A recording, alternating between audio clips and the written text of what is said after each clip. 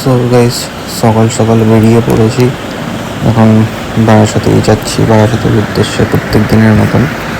আজকের ওয়েদারটা এতটাই সুন্দর, আজকে কাজ করে শান্তি হয়েছে। মেঘলা সুন্দর, মাঝে আবার বৃষ্টিও হলো।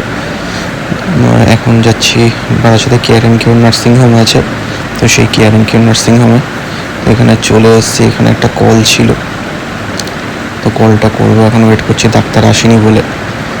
তো এবার এখানে একটা কল আছে, তো এই কলটা করবো।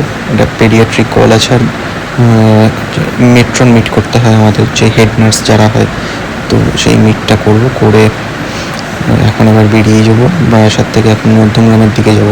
তো সারাদিন আর সেইভাবে ব্লগ করতে পারিনি আজকে, মানে মাঝে বেশ অনেকক্ষণ ভালো বৃষ্টি হয়েছে আজকে বারাসাতে। দেখতেই পাচ্ছে জল জমে আছে রাস্তায়।